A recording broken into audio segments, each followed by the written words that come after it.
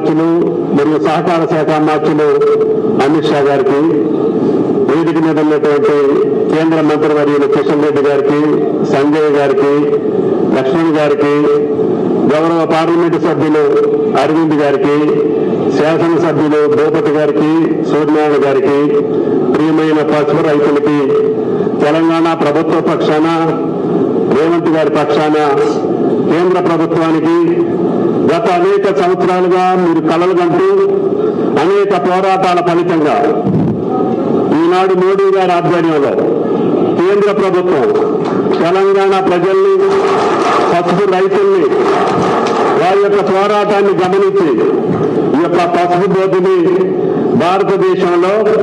తెలంగాణ రాష్ట్రానికి ఇవ్వటం, అందులో కూడా తెలంగాణలో కూడా ముందుండి పోరాడినటువంటి హిందూరు రైతులకి ఆ గౌరవం దక్కటం ఈ దేశానికి గర్వకారణం. ఈ పోరాటానికి అనుకూలంగా పార్లమెంటు సభ్యులు అరవింద్ గారు నిజామాబాద్ పార్లమెంటు సభ్యుడిగా ఆయన ఇచ్చినటువంటి మాటను నిలుపుకోవడం కోసం కంటిన్యూస్ గా కేంద్ర ప్రభుత్వం మీద ఒత్తిడి తీసుకొచ్చి అనేక సంవత్సరాలుగా ఉన్నటువంటి కోరికలు తీర్చాలని పట్టుబట్టి అమిత్ షా గారి ద్వారా, ప్రధానమంత్రి గారి ద్వారా ఇది సాధించి ఈ యొక్క గుండెల్లో నిలిచినటువంటి పార్లమెంటు సభ్యులకు కూడా ప్రత్యేకంగా ధన్యవాదాలు. దానికి రాష్ట్ర ప్రభుత్వ పక్షాన, రేవంత్ రెడ్డి గారి పక్షాన బోర్డు యొక్క స్థాపనకు కానీ కేంద్ర ప్రభుత్వంతో సహకరించి మీరేదైతే కలర్ కన్నారో బోర్డు వల్ల మన పసుపు రైతులకి భవిష్యత్తు ఉంటుందని, మనం పండించేటటువంటి పంటకి గిట్టుబాటు ధర వస్తుందని, అదేవిధంగా ఇతర దేశాలకి ఎక్స్పోర్ట్ చేసే అవకాశాలు వస్తాయని, అదేవిధంగా మోడర్న్ మెకనైజేషన్ తోటి రైతులకు సులువైనటువంటి వ్యవసాయ పద్ధతులు నేర్చుకోవచ్చని, రీసెర్చ్ సెంటర్లు ఇక్కడే ఉంటాయని, తర్వాత మార్కెటింగ్ కి సంబంధించి బోర్డు అనుసంధానం చేస్తూ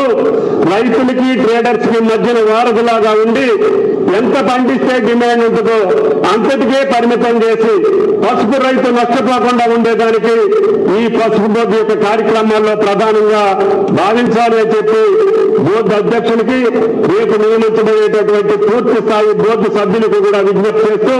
అమిత్ షా గారి యొక్క, మోడీ గారి యొక్క సహకారంతో పసుపు రైతులే కాదు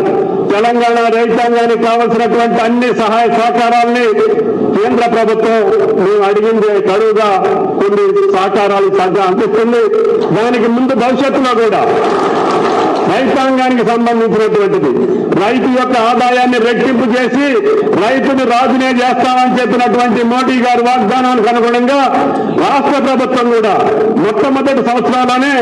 ఆర్థిక భారం ఉన్నప్పటికీ 1,00,000 కోట్ల పైన రైతాంగ సమస్యల మీద ఖర్చు పెట్టాం. అది రుణమాఫీ మీద చేశాం, రైతు భరోసా మీద చేశాం, పంటలను గిట్టుబాటు ధర కొనుగోలు చేసేదానికి ఆర్థిక పరమైనటువంటి వెసులుబాటు ఉన్నా లేకపోయినా రైతును ఆదుకోవడానికి రేవంత్ రెడ్డి గారి ప్రభుత్వం ప్రయత్నం చేస్తుంది. దానికి మా కేంద్ర మంత్రులు కిషన్ రెడ్డి గారు, బండి సంజయ్ గారి సహకారంతో, ఇక్కడ ఉన్నటువంటి రాష్ట్ర పార్లమెంటు సభ్యుల సహకారంతో, కేంద్ర ప్రభుత్వంతో ప్రతినిత్యం అనుసంధానం చేసుకుంటూ కేంద్ర ప్రభుత్వం సహకారాలతో తెలంగాణ రైతులు రాజు చేయడానికి వ్యవసాయ శాఖ, అదేవిధంగా కోఆపరేటివ్ శాఖ పరంగా,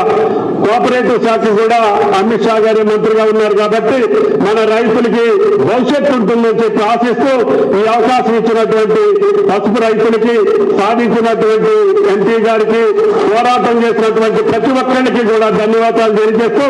ఈ పుణ్య కార్యక్రమానికి, ఈ యొక్క భరత మాతకి పసుపు పారాయణం దిద్దేటటువంటి ఈ పసుపు పంటకి, దివ్య ఔషధమైనటువంటి పంటకి భవిష్యత్తుని కల్పించినటువంటి కేంద్ర ప్రభుత్వానికి, అమిత్ షా గారికి, మోడీ గారికి, ప్రయత్నం చేసిన ప్రతి ఒక్కరికి కూడా ధన్యవాదాలు తెలియజేస్తూ సెలవు తీసుకుంటున్నా. జై హింద్.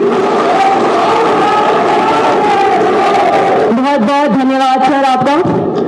अभी मैं इस अवसर पर हमारे मुख्य अतिथि माननीय केंद्रीय गृह एवं सहकारिता मंत्री श्री अमित शाह जी को रिमोट के दौरान हल्दी बोर्ड का प्रतीक चिन्ह का अनावरण करने विनती करती हूँ।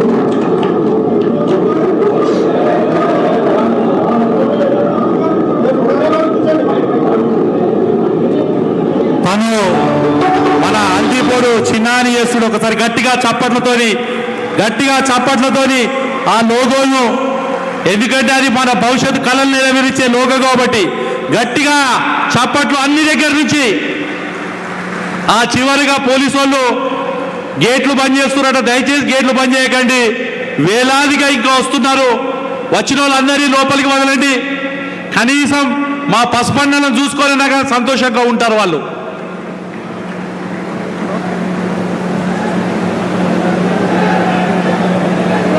सहकारिता मंत्री श्री अमित शाह जी से